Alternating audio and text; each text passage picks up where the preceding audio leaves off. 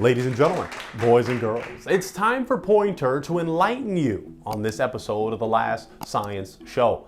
During Black History Month, and every month, it's always the right time to be enlightened.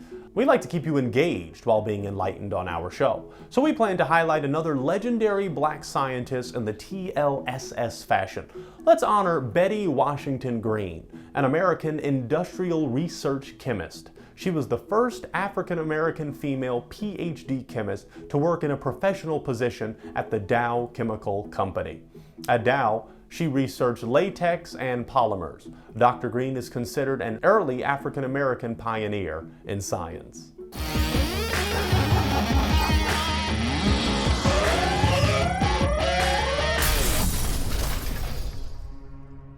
Bettye Washington was born in Fort Worth, Texas. She attended segregated public schools and graduated from I.M. Terrell High School around 1952. She entered Tuskegee Institute in Alabama, graduating with a B.S. in chemistry in 1955.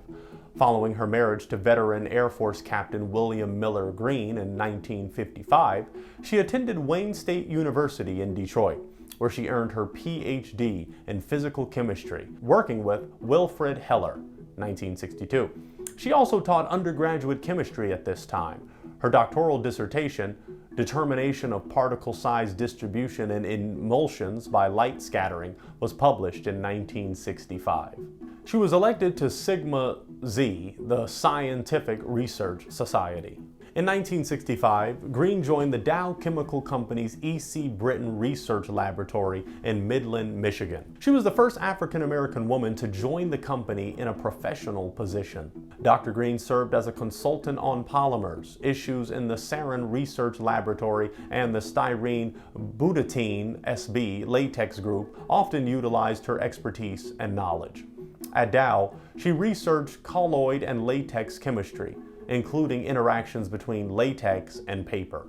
In 1970, Dr. Greene was promoted to senior research chemist at Dow Chemical. In 1973, she joined Dow Chemical's Designed Polymers Research Division, again working with latex, to find polymers that could improve latex. She was subsequently promoted to the position of Senior Research Specialist in 1975. She continued to work for Dow Chemical until her retirement in 1990. She published several papers studying different properties that lend to the redisbursement of latex. She also published work studying methodologies for determining the surface tension of liquids or solutions.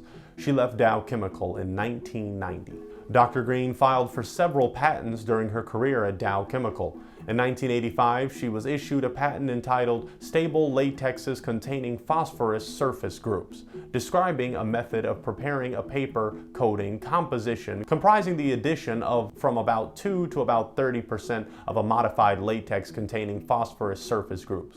In 1986, she was issued a follow-up patent entitled Composite Sheet Prepared with Stable Latexes Containing Phosphorus Surface Groups, also employing emulsion polymerization techniques for preparing modified latex.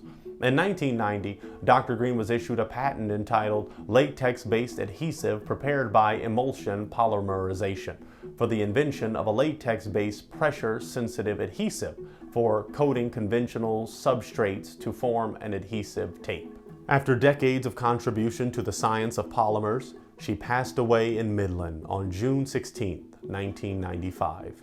Greene was a charter member of the Midland, Michigan alumni chapter of the Delta Sigma Theta sorority, a national public service group emphasizing work with African American women. The Midland chapter was chartered in 1984. Thank you so much, Dr. Bettye, for your contribution to science and perseverance in general. Your story helps us persevere. We honor you, Bettye, and we thank you for your service to the field of science and the field of life. Thank you for joining me on this episode of The Last Science Show. Continue to like, subscribe, comment, and share for more great content. Good morning, good afternoon, good evening, and good science.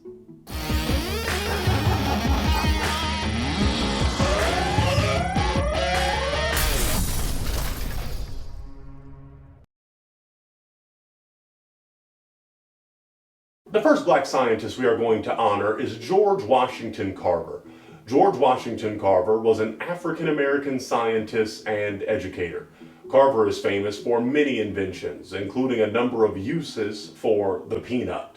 George Washington Carver was born enslaved and went on to become one of the most prominent scientists and inventors of his time, as well as a teacher of the Tuskegee Institute. Carver devised over 100 products using one major crop, the peanut, including dyes, plastics, and gasoline.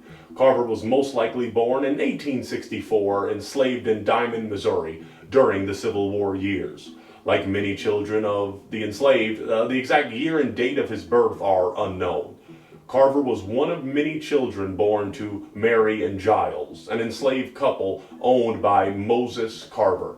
A week after his birth, Carver was kidnapped along with his sister and mother from the Carver farm by raiders from the neighboring state of Arkansas.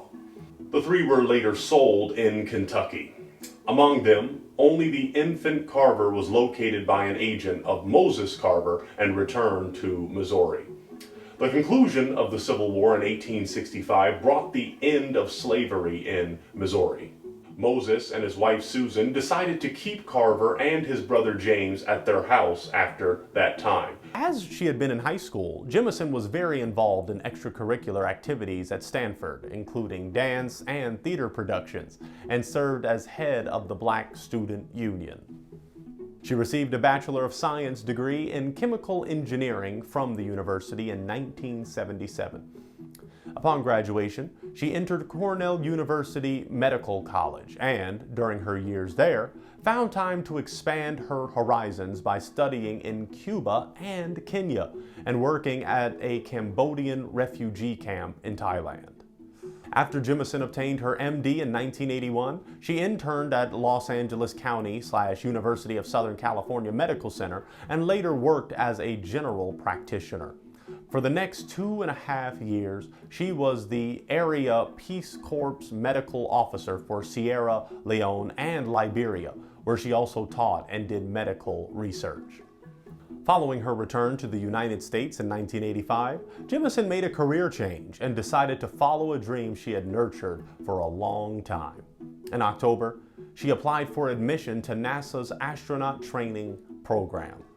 The Challenger disaster of January 1986 delayed the selection process, but when she reapplied a year later, Jemison was one of the 15 candidates chosen from a field of about 2,000. On June 4, 1987, Jemison became the first African-American woman to be admitted into the NASA astronaut training program. After more than a year of training, she became the first African-American woman astronaut, earning the title of Science Mission Specialist.